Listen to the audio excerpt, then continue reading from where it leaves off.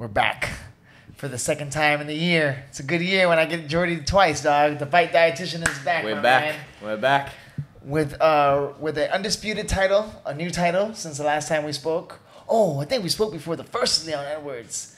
Yeah, we did. And then not only did he made it right on the second time around too. Yeah. How good was that? That was epic. I mean, the first one was epic because I think the first one was probably one of the best moments in combat sports, if not sports, that I've been involved with or even witnessed, I think, in my lifetime. The second time was nice with how clinical it was. It was really good. You were there. Yeah. Oh my God. Yo, you were there. Were you in the corner or you were in the... I was just in the crowd. In the crowd. Crazy, bro. People were leaving, like walking out. It must have been a little bit sad, huh? I was with one of the guys from my team. We were kind of looking at each other and we're like, man, like this sucks, but you know what? We'll go back, be there for Leon. You know, we'll get some burgers and do that thing, and then and it was just the whole place was just like there was like a moment where everyone like processed it, and it was just like, yeah, it's crazy. That was probably one of the most wild in any sport, bro. Any sport that I've ever seen.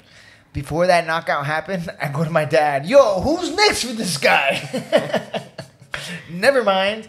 And look how those little things change the trajectory of somebody's career. You know what I'm saying? Like, Leon, Kamaru was on like everybody twice. He had done everybody twice that whole division. You know what I'm saying? He was the guy, bro. Well, Kamaru was unbeatable, and he was. It never even looked like didn't even have any close calls. You know what I'm saying? Was he pound for pound when? I think he might have been, or he might have been 2 or 3 or something. I think Volk was pound for pound at the time, or maybe no, maybe Volk was pound for pound after.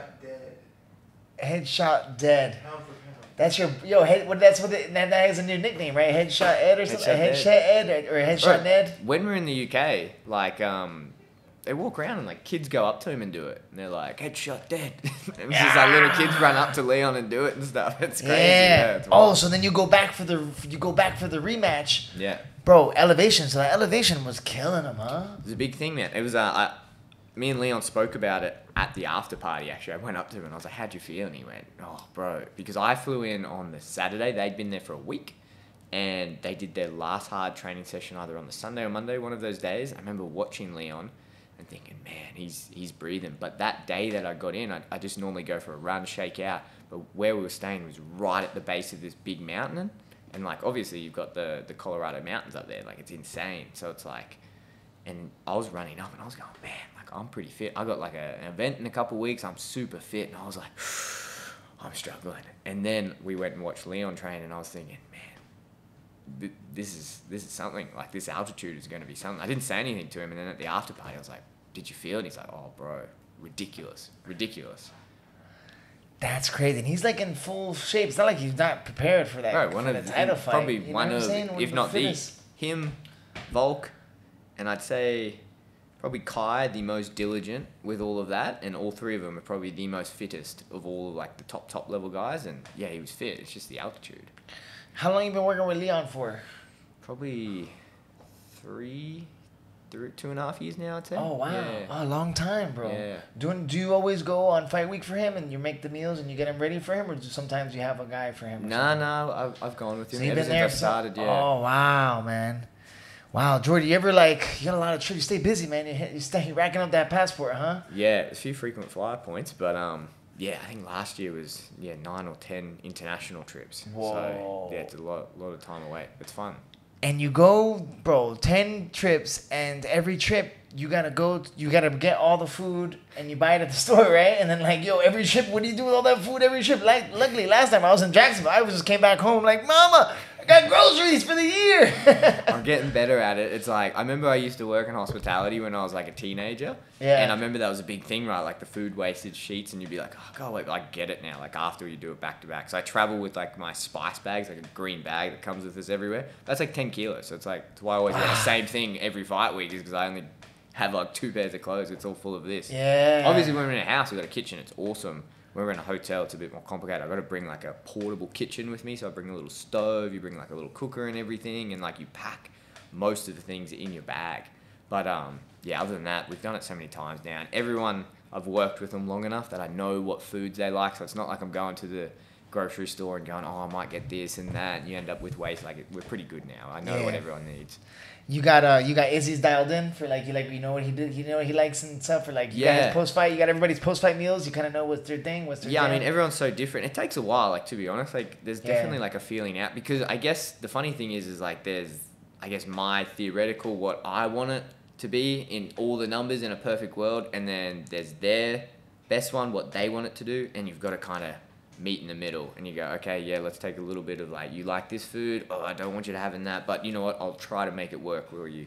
And so yeah, it's like all of them, like they've all got like their own little things that they like fight week. Like like Israel eats like bacon and eggs all fight week, but none of my other fighters do that. But it's just something that he likes and it works for him, and it gets us through, so we just keep it going for breakfast and stuff like this. Yeah. How's that? Remember how people were saying the bacon, is that an old myth, or is that, actually it's a good question to ask you right now for the nutritionists. Like, remember they were saying like for a long time they're like, oh, bacon's fat, but then for a while people were saying, oh, bacon in the morning is good for you, have a little bit of fat in the morning. Is that the wrong fat, or is that like a myth, or is that bro science? Yeah, I mean, I wouldn't, for the everyday Joe like you and me, Emilio, nowadays, like we probably shouldn't be eating bacon every single day, but you know what, for these guys that are training the house down, like he's cutting weight, so it's a different story. But hey, I'm not discriminating against bacon. You want a bit of bacon, have a bit of bacon. Right? Bacon is good, dog.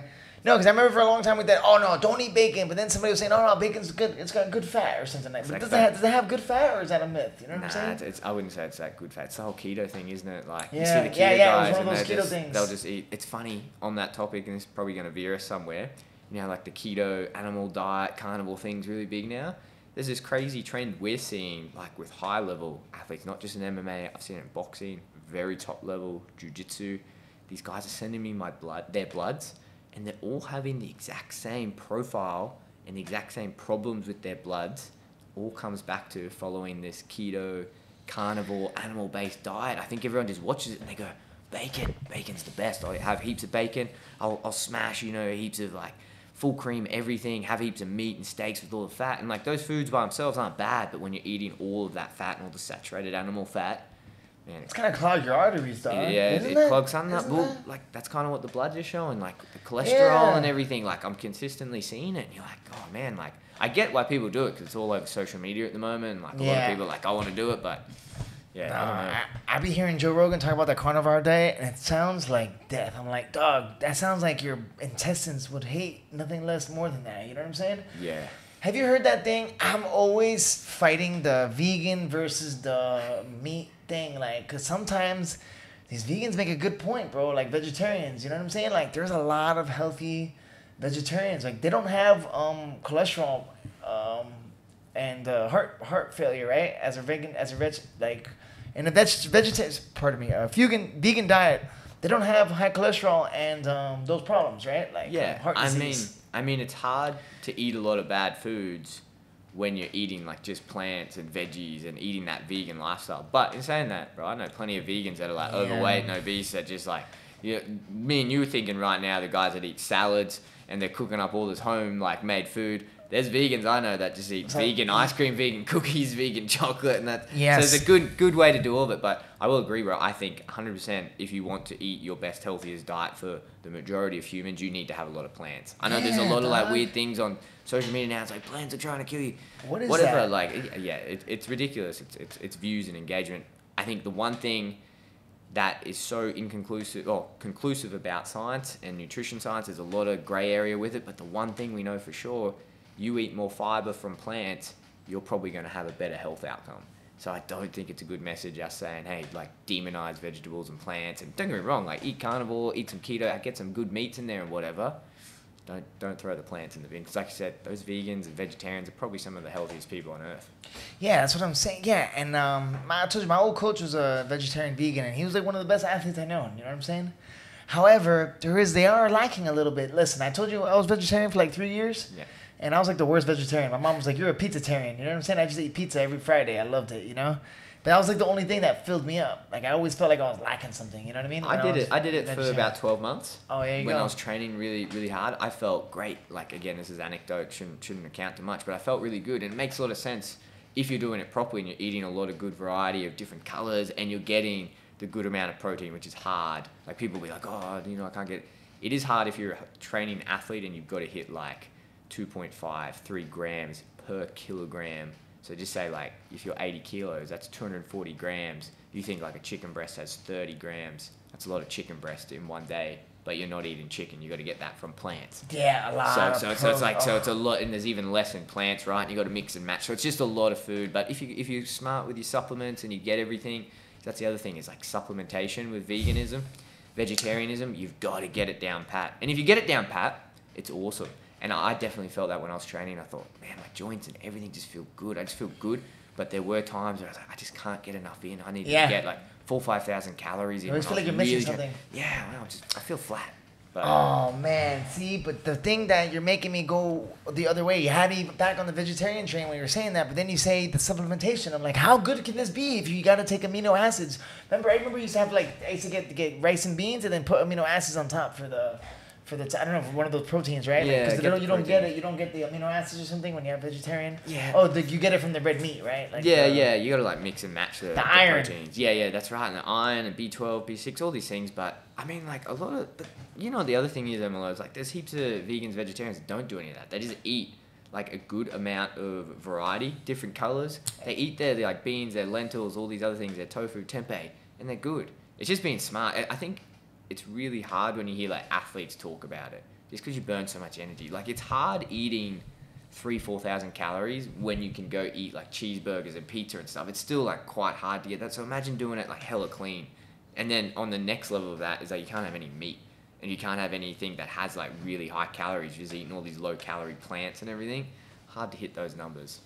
Oh my God, you're gonna be chomping all day long, eating. It's gonna be like Volk when he was getting ready for Makachev. He was eating. How many calories did you have Volk on when he was training for 455? We stepped it up, so we did like a step ladder approach, and it's an interesting topic. We went from about 4,000, 4,500, and we went up to 5 and tried to push a bit more. That was about his limit, because obviously when we're talking about cutting weight, there's the end everyone sees, right? Like you're depleting.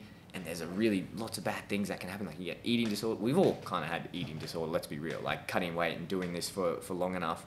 On the other end of that, all of that happens, but you're doing the opposite. You're putting on weight. Like you can get a real hate for food. And I think Volk got there. And it was tough because Volk, as a person, like you know him really well, he's a real perfectionist. Like probably one of the most hardest working athletes and wants to tick every single box. So it was a bit hard at the start to be like, Volk, we got to get 4,500 calories in, bro.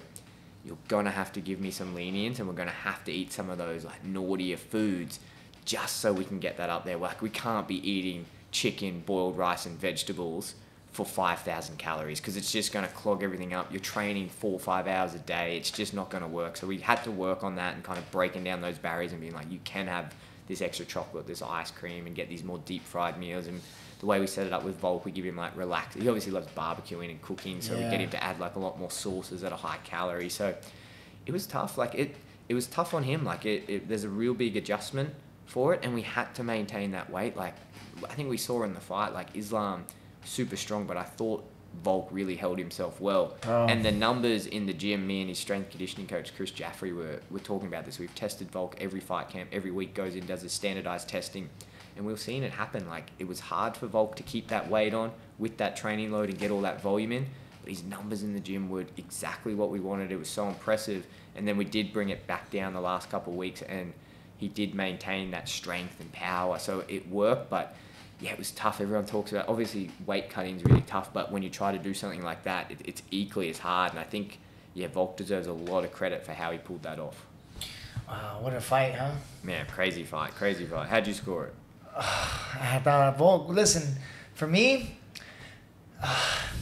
it's tough, bro, because you got to beat the champ. Yeah. Right.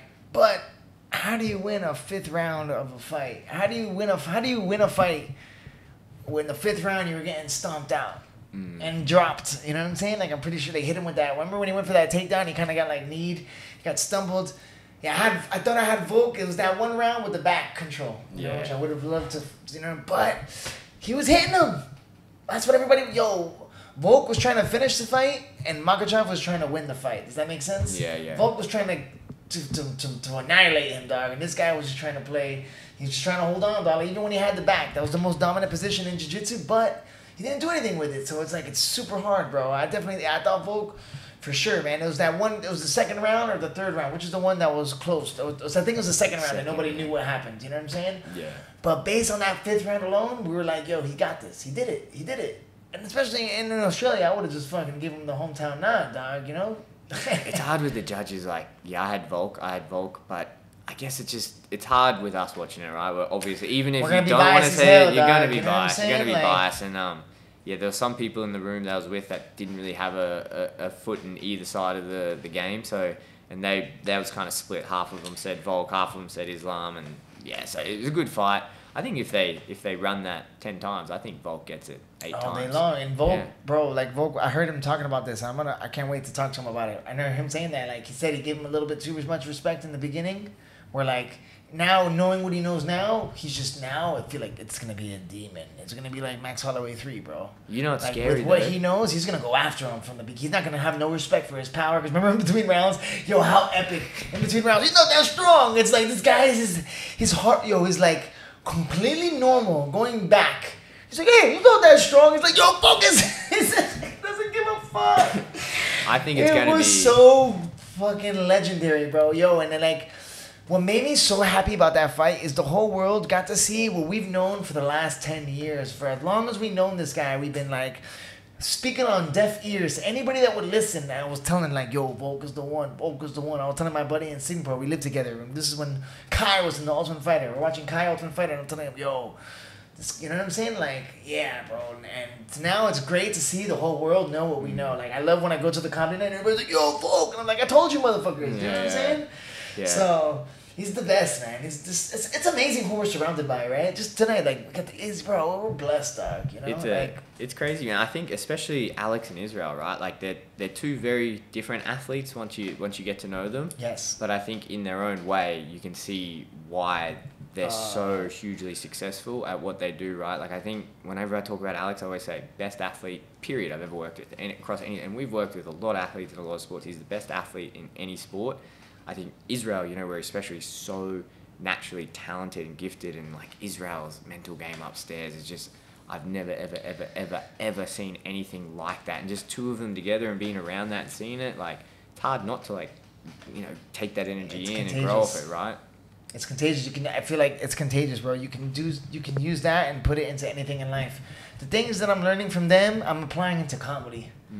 You know what I'm saying? Because, like, sometimes I have, like, doubts in my head, like, oh, like, I'm too old to start comedy. Like, I'm older and, like, it's a young man's game. But I'm like, yo, Volk became the GOAT. Started training, like, at 22. I think he started training later than me. And he became the greatest, you know what I'm saying, of it. So it's like, there's no limits. The only limits that there are in life is limits you put on yourself. And we have the proof in the pudding. We're so lucky that we get to see it every day. You know, we get to see the world champions. And then you see what separates them, and it's just the work. Yeah. That's all it is. That separates the elite from the it's the consistent work, dog. You know what I'm saying? Yeah, and you know what's wild that I've noticed in Australia and New Zealand, especially since the boys have kind of all come up, and it's like obviously Alex and Israel, but then we got like Dan, you got, you know, Brad, Kai. Yo, Dan's been a staple for a long time. Dan's the one bringing New Zealand. He kind of brought the UFC to New Zealand. Oh no, Mark Hunt and Dan together, but yo. Absolutely, but you're seeing this trickle down effect, man. Like, it's like the quality of how good MMA is getting in Australia and New Zealand and how fast that's happening is insane. Like, even in the last like 5 years, the skill level of amateurs compared to now, it's just insane. It's because of these guys. These guys have so many eyes on them. They're like, you know, obviously, you know, people like Eugene and Joe Lopez, that type of coaching style. Lots of people are going to the gyms and learning. Like, it's so crazy. Like, and it's like these two guys, and they're over in the next room, right? Like, you never really think about that, right? It's like, yeah, you're just chilling, though. It's just one of the boys. It's mind-boggling. It's just sometimes I gotta pinch myself all the time. I'm just like, I can't believe it, you know? And that's what we're surrounded by, you know? So we know it's like, yeah, we're just, and we can take all that and just put it into everything else, man. 100%, bro. Oh, I'm excited for this weekend, bro. This would be good. This is gonna be a big one. I'm excited, dog. I know, like, oof. To make it right, you know what I mean? It's always like, it's funny, I never get nervous for the fights. I don't know why. Israel especially, I feel like for the other boys, obviously you've got some emotion there. For some reason, I've never watched an Israel fight and really felt like any, like, I don't know, because I've always thought, it's Israel. Like, it's Israel, he's got it. Like, out of everyone I know, like, I've never looked at Israel and ever had any, we're cutting weight, and you know, not that anything's ever really bad going on. Maybe a weight's higher for an extra day because he snuck some pretzels in at night time or whatever. You look at him, never a shadow of doubt in his eye, never. And it's just so. And I mean, like, that last fight was crazy. So it'll be really cool to see the adjustments, or even seeing what the boys have done this camp, and then how that's going to play out with Alex is going to be very, very cool. It's going to be scary, man. I can't wait. We got the weigh-ins, we got the hometown. Remember my pops to the fight, so it's going to be a good one, man. Jordy, thank you so much for the time, my brother. Appreciate it. I appreciate it, man.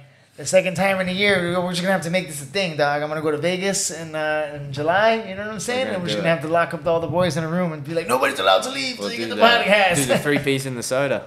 The 3-piece in the soda. Let's get it. Ladies and gentlemen, Honey Badger Hour.